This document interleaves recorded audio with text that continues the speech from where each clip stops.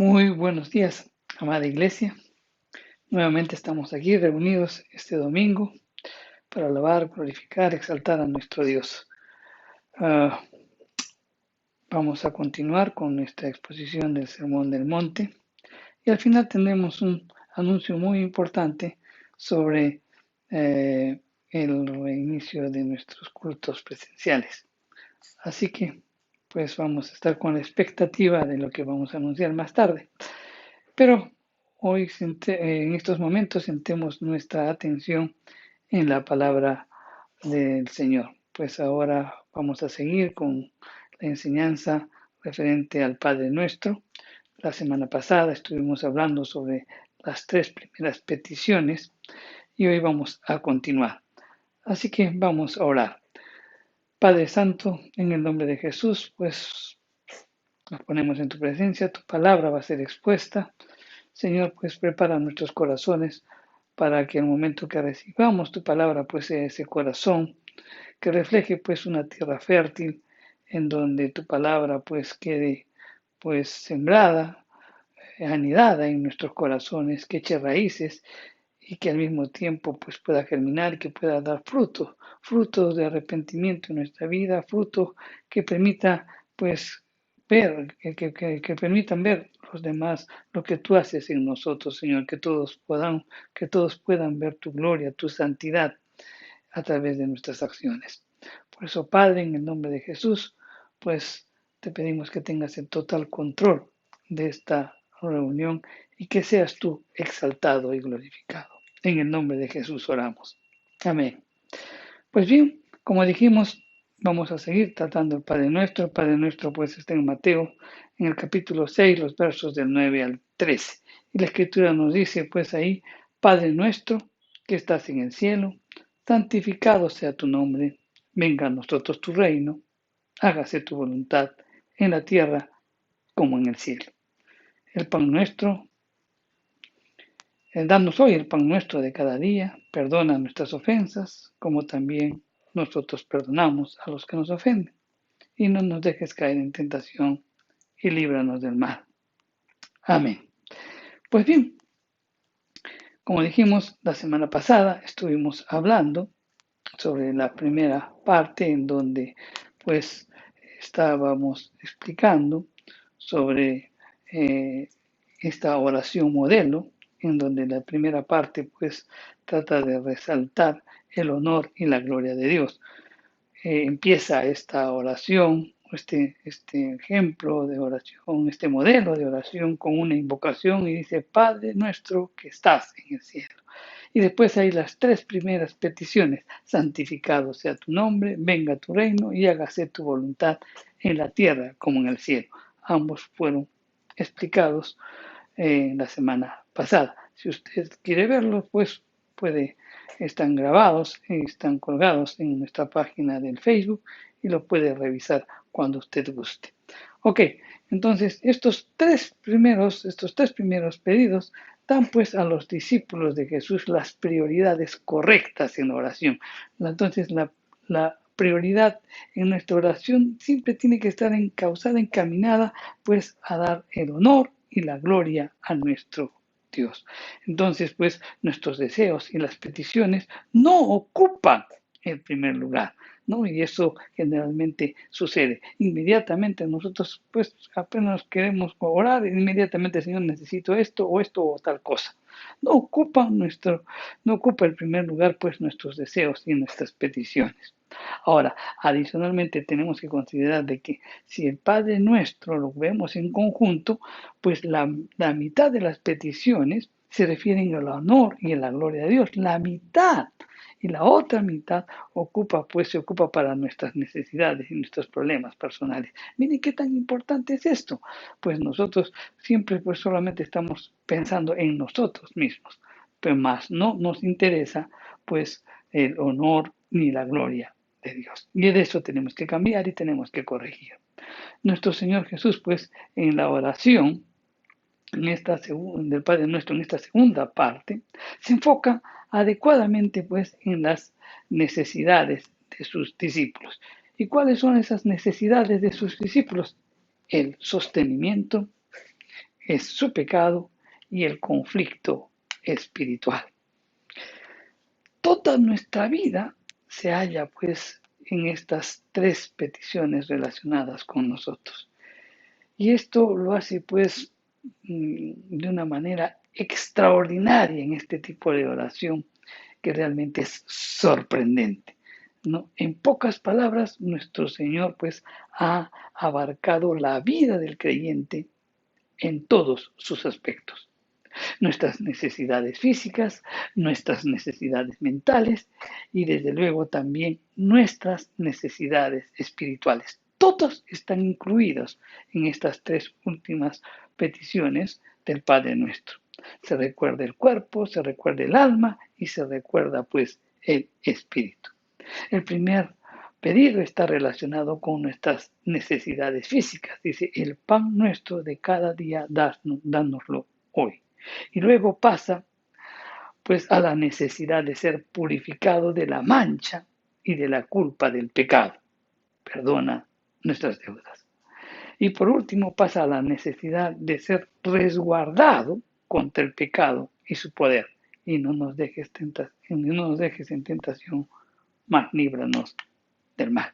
Entonces vamos a explicar estas peticiones en cuanto o en referencia a nosotros. La cuarta petición del Padre Nuestro pues está relacionado con nosotros, como dijimos, y es la primera de esta segunda parte, en donde dice, el pan nuestro de cada día, dánoslo hoy. El pan hace referencia al pan. El pan no solamente pues representa comida, sino que simboliza todas nuestras necesidades físicas. John Scott, por ejemplo, ha observado que según Martín Lutero, todo lo necesario para la conservación de la vida es el pan, que incluye comida, un cuerpo sano, un buen clima, casa, hogar, hijos, buen gobierno y paz. Ok, entonces, con la oración del Padre Nuestro, entendemos que Dios creó pues todo el universo, que Dios creó todo el espacio, que Dios creó el tiempo y la eternidad, que Dios es un Dios santo, que es un Dios autosuficiente, y así con todas esas características se preocupa pues por proveer para nuestras necesidades físicas. Y además, para que la recibamos pues lo suficiente para poder comer, para poder vestir, para poder descansar. Y Dios se obliga pues a atender nuestras necesidades. El pan señala pues el alimento físico en el sentido ordinario. El salmista dice en el Salmo 146, el verso 7, dice, que hace justicia a los agraviados, que da pan a los hambrientos, Jehová libera a los cautivos. Vamos a ver las características de esta petición. Una de las características pues importantes de esta petición es que hay cordura para pedir. Mire, la petición no tiene que ver con cosas que siendo legítimas no son necesarias. Es una petición por lo más elemental, el pan de cada día. Debemos entonces tener pues cordura en nuestros pedidos. Debemos pedir pan, no debemos pedir lujos. Generalmente a veces nos enfocamos más en los lujos, en las cosas suntuarias, ¿no? Y no en las necesidades básicas. Recordemos pues la antigua petición de Agur en el libro de Proverbios. En Proverbios 30, los versos 7 y 8 dice, dos cosas te he demandado. No me niegues antes que muera. Vanidad y palabra mentirosa aparte de mí. No me des pobreza ni riqueza. Mándame lo necesario. ¿No? Tener abundancia, poca o de repente mucha, es muchas veces nocivo pues para sentirse confiado en las posiciones temporales. Mientras más tienes, de repente te puedes sentir confiado en las posiciones temporales y eso pues nos desvía o permite que nos olvidemos de Dios. Pero por otro lado, por ejemplo, no tener nada puede conducirnos pues a apropiarse de cosas ajenas, con lo que el testimonio de Dios pues se pone en peligro ante las gentes, ¿no? Entonces debemos tener cordura para pedir. Segundo lugar, tenemos que tener confianza.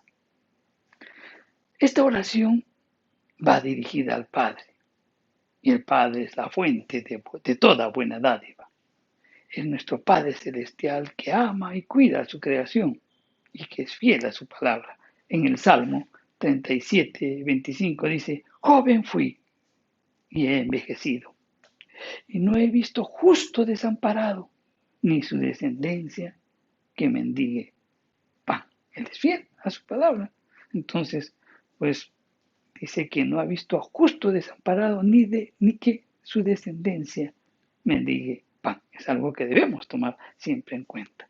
Entonces, la petición que nosotros debemos realizar a nuestro Padre se establece pues desde la moderación, o sea, hay que pedir moderadamente, ¿no?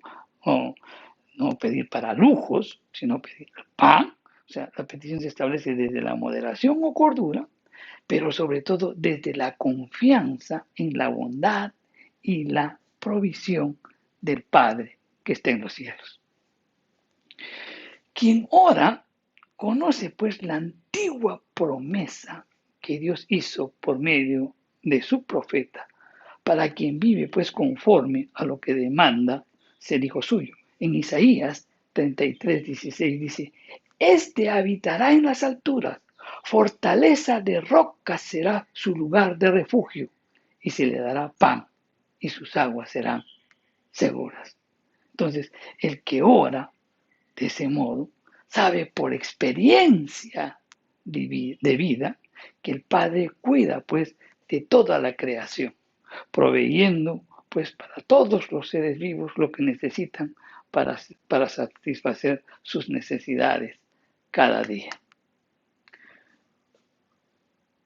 El que ora pues yendo al Padre, teniendo confianza en nuestro Padre Celestial, él sabe de que Dios cuida a su creación y por tanto pues cuidará con mayores mero a quienes son sus hijos.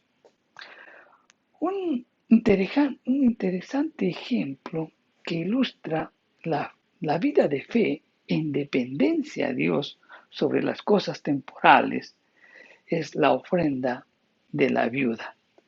Es la viuda que depositó 2 blancas, o sea, las blancas eran las monedas que se utilizaban en ese tiempo.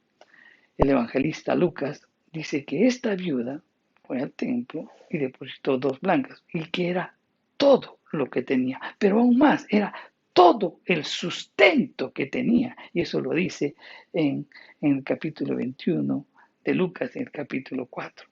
Aquella mujer que dio el sustento que tenía, ella confiaba en Dios, porque las escrituras decían que es el padre de los huérfanos y el defensor de las viudas. Ella confiaba plenamente, tenía una confianza en Dios y por tanto pues estaba segura que su padre proveería pues para ella lo que fuese preciso para el día siguiente. Así que podía entregar como ofrenda todo lo que tenía, porque además era todo sustento y Dios mismo se encargaría de ella. ¿Qué tal ejemplo de confianza en Dios? Y esa confianza tenemos que tener cuando nosotros pues nos dirigimos a nuestro Padre Celestial y le pedimos algo. Otra de las características de este pedido, Padre, el pan, dánoslo hoy, el pan nuestro, dánoslo hoy, nos habla de dependencia. Todos los hombres, por ejemplo, aún los más ricos, para tener, para consumir o disfrutar los alimentos, dependen de la condición del suelo, dependen de la condición del agua, dependen de la condición del clima y también dependen de la salud del cuerpo. Porque si hay una persona que está mal, pues no puede comer, ¿verdad? Ok. Además de ello, todos los hombres dependen del estado general de la economía. junto con otros factores contribuyentes como son factores ecológicos, factores sociales, factores políticos, etcétera, etcétera. Todos los cuales, pues, en último análisis, indican que todos, absolutamente todos, dependemos del Dios soberano que gobierna sobre el universo. Entonces, este pedido, el pan nuestro de cada día, dárnoslo hoy, pues nos evoca la dependencia diaria de Israel en el desierto, cuando ellos recibieron el maná que les proveía Dios mismo.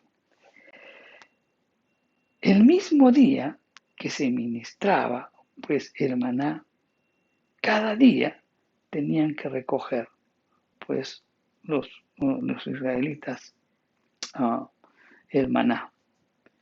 Pues así también, pues así como Dios les proveía el maná diariamente, los discípulos, pues, de nuestro Señor debemos depender diariamente de la provisión de vida de Dios, lo cual, pues, nos va a permitir desarrollar una continua y consciente dependencia de Él. Si Dios se preocupa por nosotros, pues que Dios se preocupa por nosotros, lo hará sin duda, pues todos los días de nuestra vida nos estará proveyendo para el sustento diario. La mejor forma de evitar la ansiedad es confiar conscientemente en que Dios proveerá el pan hoy y el pan de mañana. En Filipenses 4:6 dice, por nada estéis afanosos, si no sean conocidas vuestras peticiones delante de Dios en toda oración y ruego, con acción de gracias. Cuando leemos esto, pues Jesús no está diciendo que sus discípulos no deban ocuparse responsablemente de sus necesidades y también la de sus seres queridos, ¿no? Como indica pues también en una sana reprensión cuando les dio a los fariseos, ¿no? De no proveer para las necesidades de sus padres, ¿no? En esta parte, o sea, cuando dice el pan nuestro de cada día, danos de hoy, pues está dándonos a entender que pues no, no debemos preocuparnos del futuro, sino vivir el presente. Únicamente, pues él denuncia la ansiedad acerca del futuro. Y no se trata, pues, de hacer provisión para el futuro, lo que sí condena, sino la ansiedad por el futuro, como si no hubiera un Padre Celestial que controla totalmente nuestras vidas.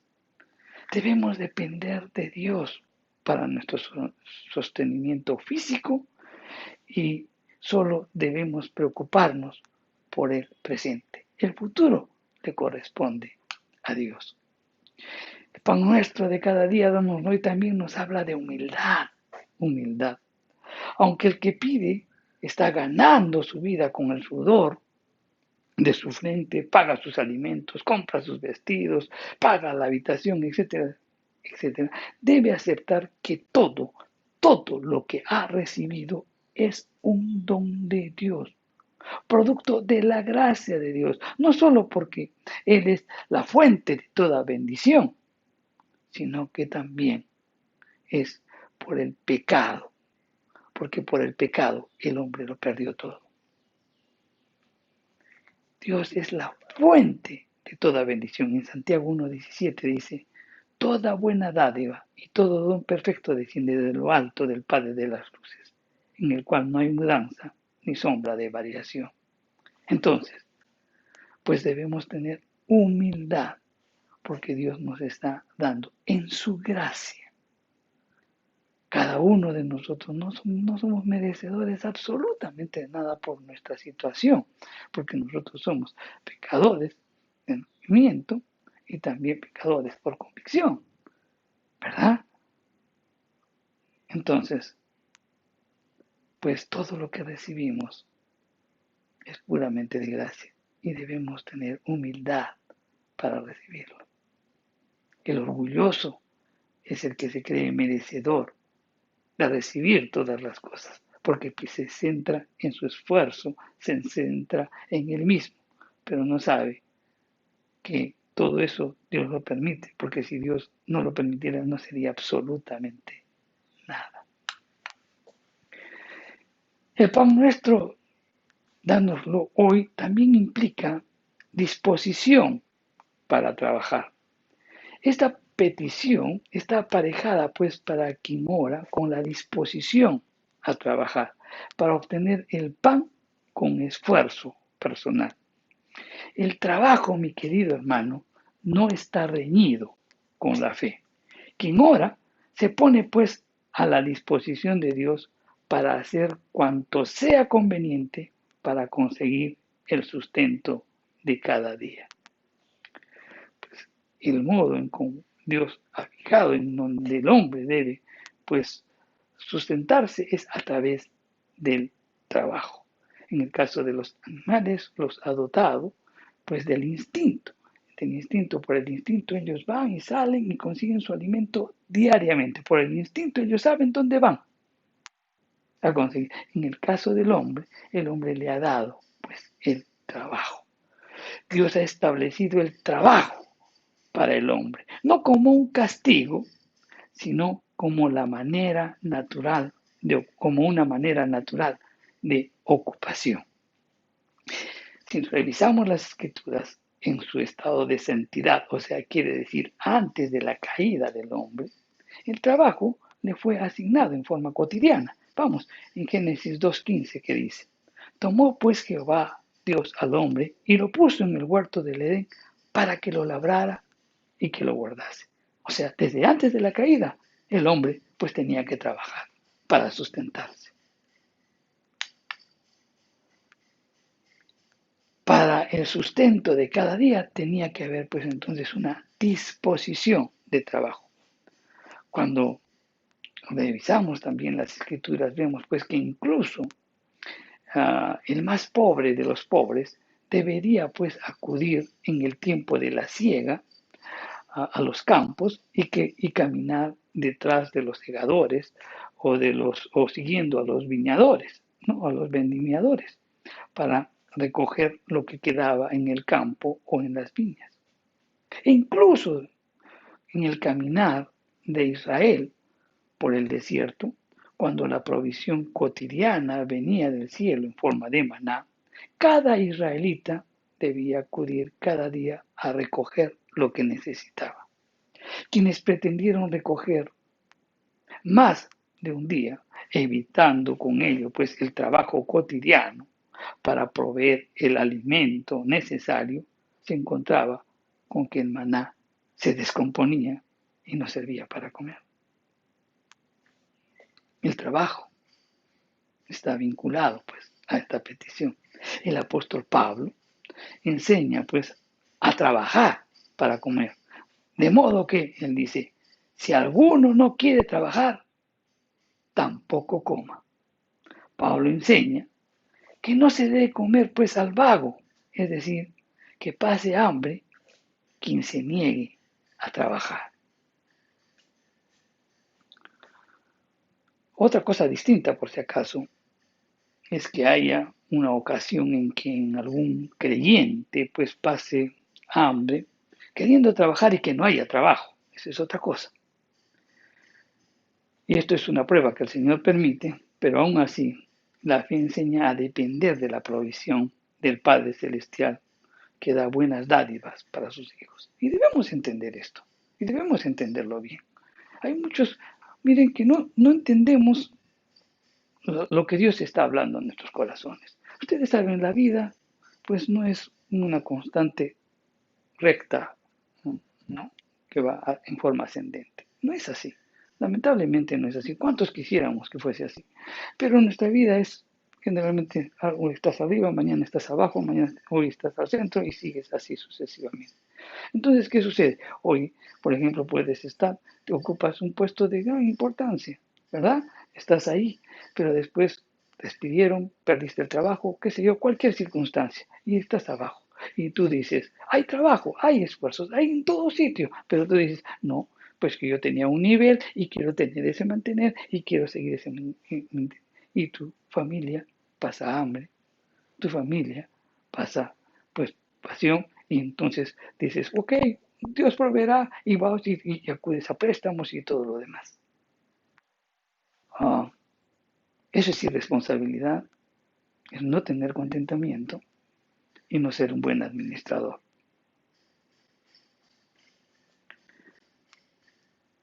Tú tienes que tener confianza en Dios. En algún momento si estás arriba y si hay trabajo, pues trabaja, esfuérzate. Y en un momento Dios también tienes que tener la confianza que te restablecerá en lo que en tu corazón anhela. Y esto te lo digo por propia experiencia. Quien habla, pues en muchas oportunidades ha estado bien arriba, ocupando puestos importantes, como que también he estado abajo, en donde incluso teníamos una empresa que para ahorrarnos algunos centavos, quien habla tenía que estar cargando, pues las bolsas de arroz, ¿no? Los 50 kilos de arroz, para movilizarnos y ahorrar un poco más. Como que en un momento estuve arriba, con un momento abajo, y nuevamente estuve arriba, y así sucesivamente, confiando en que Dios actúa y que Dios pues permite muchas cosas en tu vida, en donde también va tratando con cada uno de nosotros diferentes áreas que necesitan ser tratadas y única y la que principalmente pues el Señor trata es el orgullo. Seamos buenos administradores, tengamos contentamiento y administremos bien los recursos que Dios nos da y sobre todo administremos bien pues, los recursos que tenemos pues en contentamiento. Si hay que ajustarse, se ajusta. No pretendas vivir como vivías antes si tienes una disminución en tus ingresos. Eso es irresponsabilidad. Generosidad. Este pedido también tiene que ver con generosidad. El pan nuestro, dánoslo hoy. La petición del pan no dice, dame, sino danos. Esta petición es generosa y colectiva. Se incluyen las necesidades de los creyentes en todo el mundo, porque juntos constituyen pues una familia. No es la individualidad egoísta que solo busca lo suyo, sino el amor que se derrama hacia los demás. No es el pan mío de cada día, es una petición por el pan nuestro. El que siente su necesidad también siente la necesidad de los demás.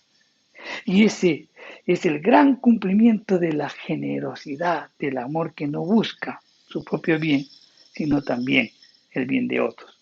Conforme, pues, lo dice en las características del amor en Primera de Corintios, en el capítulo 10, el verso 24.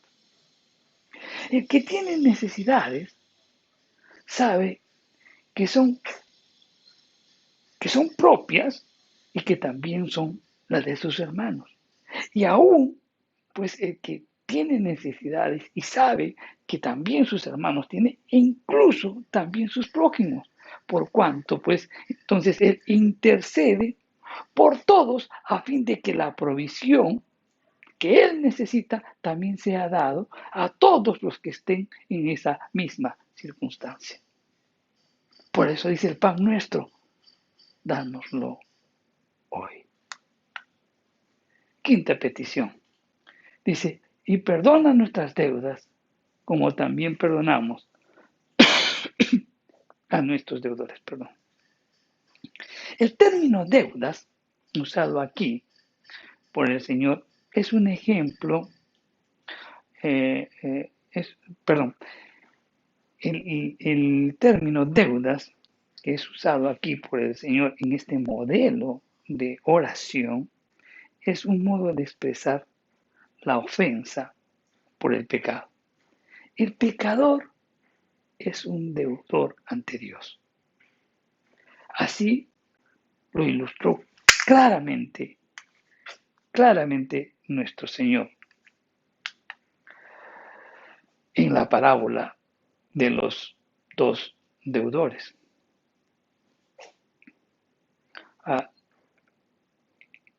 En la parábola de los dos deudores lo indica claramente, está hablando, pues, o está ilustrando de que la deuda es sinónimo de pecado.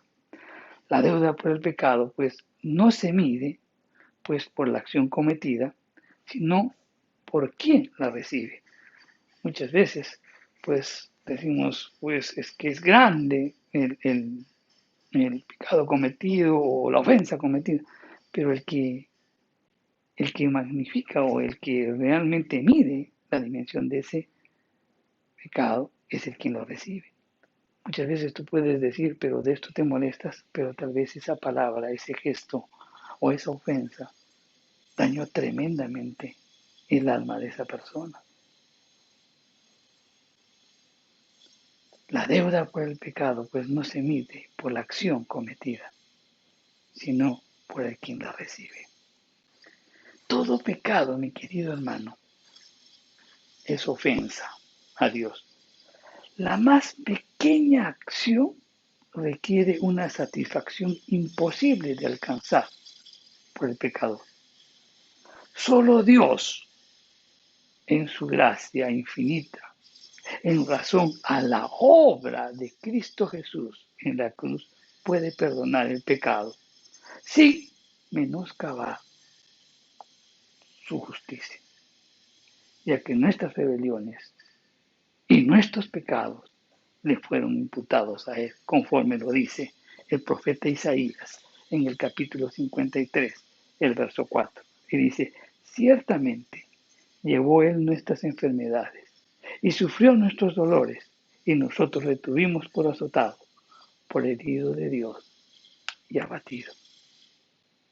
En base a esa obra, pues Dios perdona el pecado que sus hijos cometen.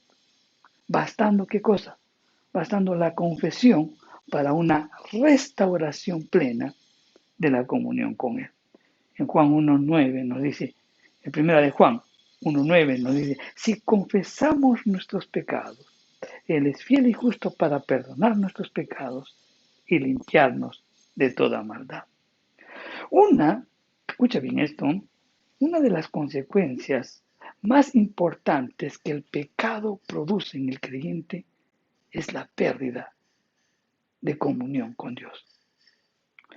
Y junto con esa pérdida de la comunión con Dios, pues se pierde pues el andar en la luz y también el experimentar el verdadero gozo que solo Cristo puede darnos. La falta de confianza en la oración es otra de las consecuencias del pecado en la vida cristiana.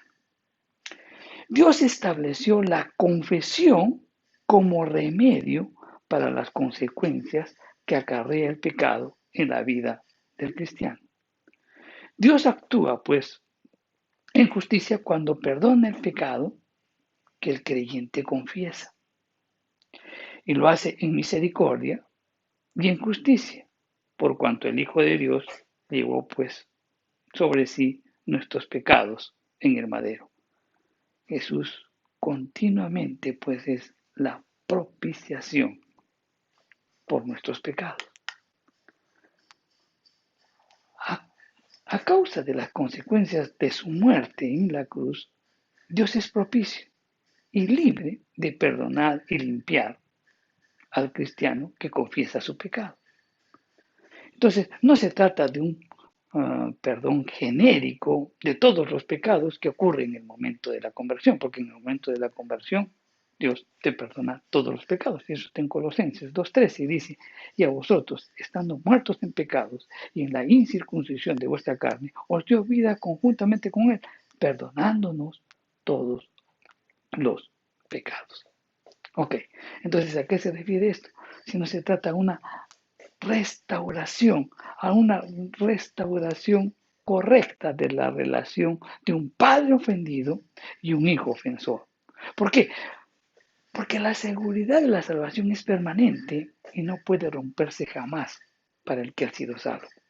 La confesión del pecado produce la renovación de la comunión con Dios cuando tú ya eres creyente. Cuando tú eres creyente, tus pecados han sido perdonados, pero en el caminar continuamente fallamos, ¿verdad? Entonces es necesario confesar, entrar en la presencia de Dios y confesar nuestro pecado. Y esa confesión del pecado permite pues una renovación de la comunión con Dios. Y Jesús nos enseña a pedir perdón para recibir. No en el sentido de la salvación, sino en el sentido de restauración. Si tú quieres tener una relación, una restauración en tu comunión con Dios, entonces revisemos nuestras vidas. Pues aceptemos ese pecado que hay en nosotros, confesémoslo a nuestro Padre y Él nos va a perdonar. Vamos a restaurar esa comunión con Él. Entonces, debemos entender bien claro que el pedir perdón es para el cristiano una expresión semejante a confesar a Dios el pecado. Entonces, esa petición se está relacionada con que nosotros tenemos que confesar nuestro pecado. En ningún caso la Biblia enseña que el perdón se recibe por confesar. No, se recibe el perdón por creer. Si la persona pues ya ha sido regenerada, ha nacido de nuevo, ha creído en Cristo, entonces la confesión restaura la comunión con Dios. Entonces, la condición para una oración de confesión es la disposición al perdón. El alcance de esta enseñanza del perdón se puede comprender mejor a la luz de la parábola de los dos deudores, a quienes hicimos referencia anteriormente en Mateo 18, en el capítulo, los versículos del 21 al 35. En esta parábola, pues habían dos deudores, uno que debía una muy fuerte cantidad, que al cambio, o sea, Jesús lo resalta, era como que debiera pues 4 billones de dólares una persona. Y había otro que debía 100 soles a, a esa misma persona que le debía, ¿no? Entonces, ¿qué nos cuenta la parábola? Que había un padre que le debía, dice, había alguien que se le debía 4 billones de dólares. Y el otro le pide que le pague y el otro le ruega y le dice, yo te lo pagaré, pero no, ¿cómo iba a pagar una deuda tan grande? Entonces, él, movido a misericordia, le perdona toda la deuda. Sale de ahí, sale de ahí y se encuentra con una persona que le deben a él.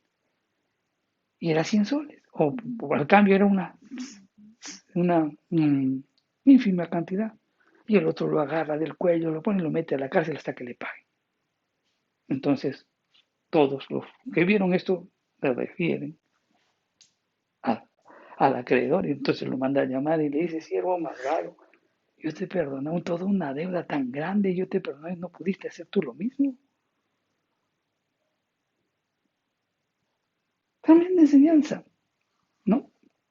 Entonces, aquí, en esta parábola, pues, se evidencia la disposición al perdón.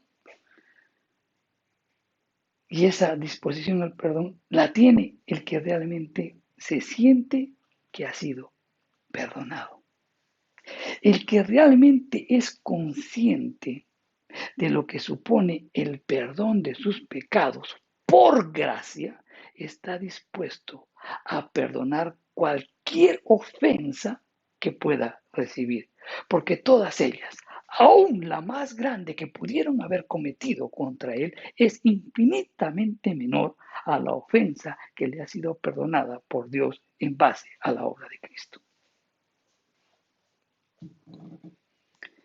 Si tú no puedes perdonar a alguien que te ofendió, es porque no estás entendiendo verdaderamente que tú has sido perdonado por gracia. No estás entendiendo, no estás viviendo esa gracia, no estás viviendo ese perdón. No lo quieres trasladar con las personas que interactúas.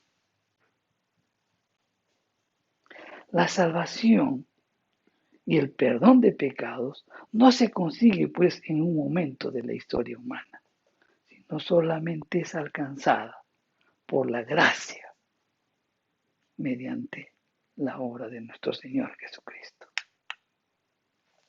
La disposición al perdón es la evidencia más notoria pues de haber sido perdonado y que tenemos una relación personal con Él.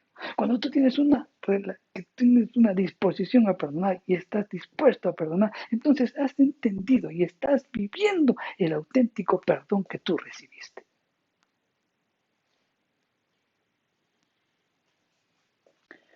Cuán difícil nos es entender eso. Muchos no podemos perdonar porque esperan un cambio de actitud de la otra persona hacia ti. O a ver si se lo merece. Tú no merecías ser perdonado, ni yo tampoco.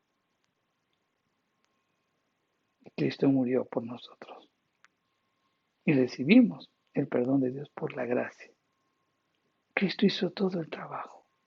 No solamente creemos y tenemos fe. Qué difícil solamente es apropiarnos de que hemos sido perdonados de nuestros pecados.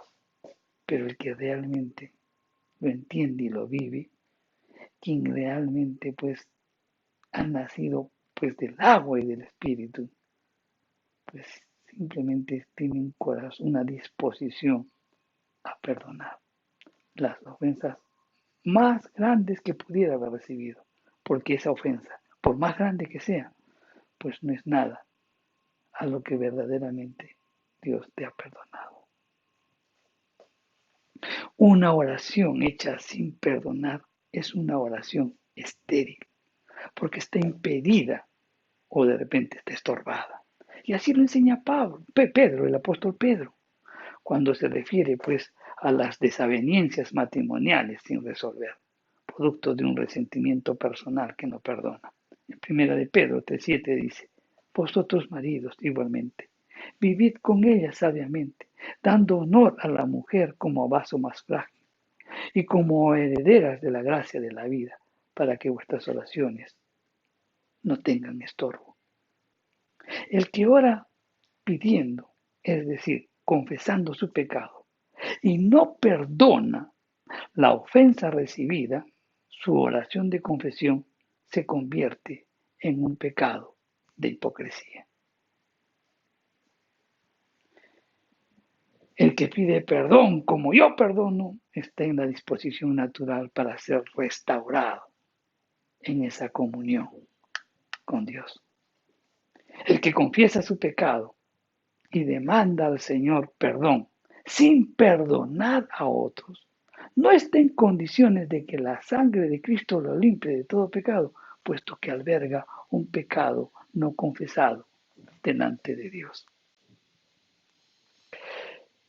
El perdón del creyente pues a sus ofensores descansa pues en varias razones. ¿Y cuáles son esas razones? Primero, la identificación con Cristo. Si tú estás identificado con Cristo, pues entonces tienes que actuar y vivir como Cristo. ¿Y Cristo cómo hacía? Perdonando. ¿Cristo cómo hacía? También, pues, no solamente perdonando a los que le ofendían, sino también a sus enemigos, orando, clamando y también atendiendo a cada uno de ellos. Si tú estás identificado con Cristo, entonces tienes que perdonar. Por otro lado, también, pues tenemos que perdonar porque Dios mismo lo establece y Él determina que la retribución a las ofensas cometidas a uno es un asunto personal. O sea, Dios mismo establece, mira, tú tienes que perdonar. ¿Sabes por qué? Porque yo me voy a encargar de la otra persona. Tú solamente perdona. Y eso lo dice en Romanos 12:19. Dice, no os venguéis vosotros mismos, amados míos, sino dad lugar a la ira de Dios, porque Cristo está, mía es la venganza, yo pagaré, dice el Señor. Por más grande que pueda recibir tu ofensa, la ofensa recibida, tú descansa en Dios, que Dios se encargue. Nuestra labor es perdonar, que no afecte nuestro corazón, que no afecte nuestra comunión con Él. Si nosotros nos acercamos a Dios pidiéndole, confesando nuestros pecados, para que nos perdone. Y si no queremos perdonar, no seremos escuchados por Dios. Tercera, la tercera razón para perdonar las ofensas está en el pago de la continua e inextinguible, pues, deuda de amor que gravita sobre cada uno de los cristianos. ¿Por qué? Porque nosotros debemos vivir en amor, por tanto debemos perdonar. En Romanos 13:8 dice, no debáis nada a nadie, sino el amaros los unos a los otros, porque el que ama al prójimo ha cumplido la ley. Entonces no se trata pues de un perdón meritorio por saber perdonar, sino la disposición de un perdón auténtico hacia los demás que se pone en evidencia pues delante del Señor, a quien se confiesa y se pide perdón por las ofensas cometidas contra Él. La oración hecha sin perdonar es una oración impedida.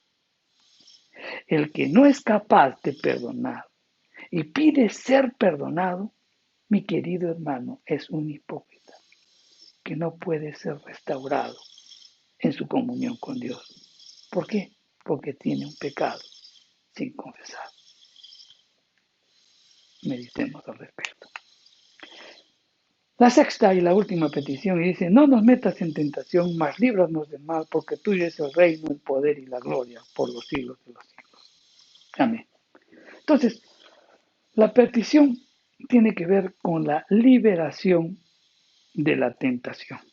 Es necesario entender que Dios no tienta a nadie y también de que el que ora no está pidiendo a Dios que lo introduzca en la oración. No se trata de eso.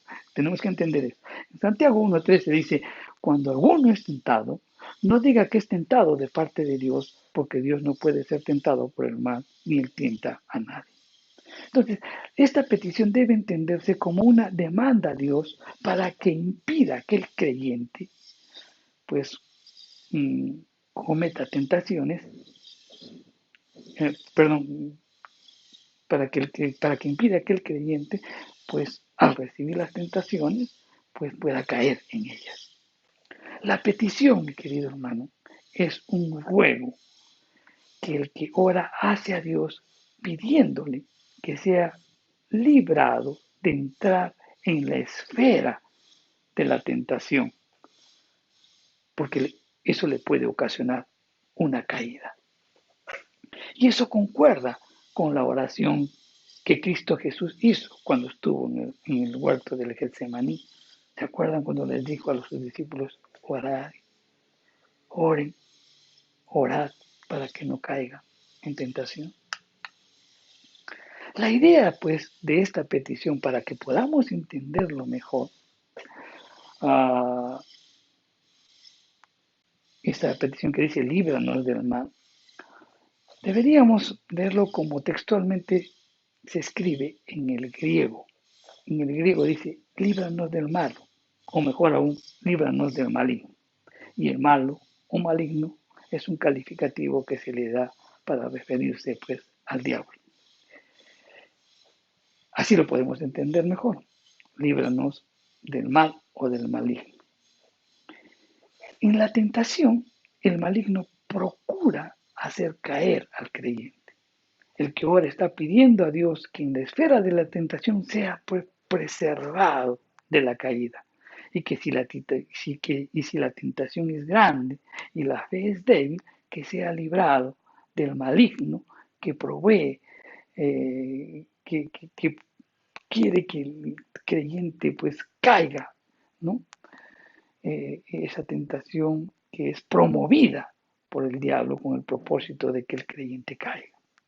En otras palabras, cuando está pidiendo pues esta oración y guárdanos o líbranos del mal o del maligno, estamos pidiendo que seamos guardados por el poder de Dios en fidelidad a Él, sin que caiga en el pecado como consecuencia pues de la acción del tentador. El cristiano, mi querido hermano, siempre está en lucha bajo la acción opositora de Satanás y de todas sus huestes. La lucha es continua en ese campo y el maligno pues va a utilizar todos los recursos para hacer que el creyente caiga en tentación. Y una de las armas que Dios ha dado al cristiano para la victoria en resistir al maligno es la oración. La oración. Y eso lo dice en Efesios. Entonces, reflexionando un poco sobre esta petición, ¿qué nos enseña? Nos enseña que en cualquier momento podemos desviarnos nosotros del buen camino y caer. Nos enseña a confesar nuestra debilidad y rogarle a Dios que nos sostenga y que no nos deje caer en pecado.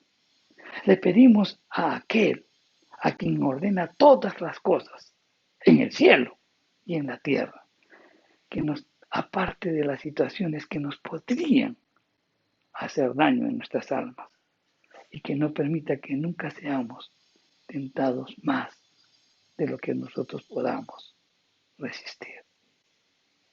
También debemos considerar que en esta petición no solo estamos pidiendo pues de que nos libre del maligno, sino del mal que hay en el mundo y sobre todo del mal que hay en nuestros corazones. ¿Por qué? Porque mientras nosotros estemos en este cuerpo, constantemente vemos, oímos y sentimos la presencia del mal. Está sobre nosotros, está dentro de nosotros y en todas las partes en donde vamos. Entonces le rogamos a Él, que Él es el único que tiene poder para protegernos y para guardarnos continuamente por su gracia, poder y misericordia. Esta oración del Padre Nuestro termina con una doxología. Esta doxología no está escrita en los libros más antiguos. Y eso refleja posiblemente la práctica cristiana de adaptar esta oración para un uso litúrgico en la iglesia, quizás basándose pues en algunos escritos o algunos versículos del Antiguo Testamento como de Primera de Crónicas 29. Esa doxología termina diciendo: tuyo es el reino y el poder y la gloria. Con estas palabras pues declaramos nuestra creencia de que los reinos de este mundo son de legítima propiedad de nuestro Padre y que solo a Él le pertenece todo el poder y que solo Él merece recibir toda la gloria. Así terminamos pues ofreciéndole lo que creemos en nuestros corazones y que creemos en nuestros corazones que Él es digno de toda honra y alabanza y nos regocijamos pues que Él sea el Rey de Reyes y Señor de Señores. Para finalizar, unas reflexiones finales. Considerando el Padre Nuestro, y el Padre Nuestro es una oración tan conocida, es de temer, mi querido hermano, que miles de personas repiten las palabras del Padre Nuestro a diario como una fórmula, pero nunca se paran a pensar lo que están diciendo. No les preocupa para nada la gloria de Dios. No les interesa para nada el reino de Dios. No les interesa para nada la voluntad de Dios. Tampoco tienen noción de lo que es dependencia. Tampoco tienen noción de lo que es pecaminosidad. Tampoco tienen noción de lo que significa debilidad en el peligro. Debilidad en las tentaciones. No tienen amor ni bondad para sus enemigos. Y sin embargo, siguen y siguen repitiendo la oración del Señor. Y eso no debería ser así. Debemos preocuparnos por enseñar. poder transmitir, entender aquellos principios que nos está hablando el Padre nuestro. Creo que con la explicación que hemos dado en estos días, en estos dos últimos domingos, tenemos una idea o algunas pinceladas de la profundidad del Padre nuestro. Y estoy seguro que cambiará nuestra manera de orar. Ojalá pues podamos tomar la decisión con la ayuda de Dios de aunar siempre nuestro corazón, siempre de aunar nuestro corazón a nuestros labios. Siempre tiene que estar una vinculación, no repetirlo por repetir cualquier tipo de oración. Siempre pedirle a Dios que vincule lo que hablan nuestros labios con nuestro corazón. Dichoso pues aquel que en verdad puede llamar Padre a Dios. ¿Quiénes son ellos? Todos aquellos que hemos recibido a Cristo Jesús como nuestro Señor y Salvador. Y nosotros, pues, como hijos suyos, entendiendo, pues, la profundidad del Padre nuestro, entendiendo que el propósito y la prioridad de nuestro Dios, pues, está vinculada a el honor, el reino y la voluntad de Dios. Sobre todas las cosas, esa es la prioridad. Y que después vienen todas nuestras necesidades. Y nuestras necesidades, cuando las expresamos, no solamente las vemos en nosotros, en mi necesidad, lo que yo deseo, sino que en función de todos los demás. Porque si yo tengo una necesidad, entonces yo sé que los demás pueden necesitar esa necesidad, que pueden necesitar lo mismo. Y al decir y clamar, estoy orando para que el Señor, aquellos que están pasando por mi misma circunstancia, el Señor los pueda atender. Es la evidencia del amor. Es la evidencia de que hemos nacido de nuevo. Quienes hemos nacido de nuevo, podemos exclamar un sincero amén a la oración del Padre nuestro. Vamos a orar. Señor, tu palabra ha sido expuesta. Hoy has hablado a nuestro corazón, Señor. La semana pasada vimos, pues, que lo primero importante en la oración es el honor, la gloria, tu reino, tu voluntad, Señor. Nuestra prioridad debe ser mientras estemos en este mundo. Santificado sea tu nombre. Venga tu reino y hágase tu voluntad. Y hoy hemos visto las necesidades de nosotros, que siendo tú un Dios creador, un Dios santo, un Dios todopoderoso, estás siempre dispuesto a suplir nuestras necesidades. Pero Señor, también nos estás enseñando que esas necesidades, que pueden ser de repente, pues, desde nuestro punto de vista, pues, importantes. Señor, tú nos estás enseñando que debemos vivir cada día. El problema de nosotros es que queremos asegurar nuestra vida por los próximos 6 meses o 7 meses o un año o el resto de nuestras vidas. Pero tú nos estás enseñando a través del Padre nuestro que debemos pedir pan, no lujos, sino necesidades. Y el que tú estás dispuesto a darnos. También, Señor, hemos aprendido que debemos identificarnos también con las necesidades de los demás. También, Señor, hemos aprendido de que tú también quieres restaurarnos nuestra vida, perdonando nuestros pecados. Perdona nuestras deudas. Quieres también restaurar nuestra alma. Y que tú quieres tener una continua comunión con nosotros. Por tanto, debemos, pues, confesar nuestros pecados, pedir dar a conocer en oración, confesar nuestro pecado. Pero también tenemos que tener la disposición de que así como estamos pidiendo el perdón y lo recibimos de parte de ti, tenemos que tener esa disposición a perdonar a cada una de las personas que nos ofenden. Mientras transitamos en esta vida, Señor, que somos débiles, pedir siempre tu protección y tu cuidado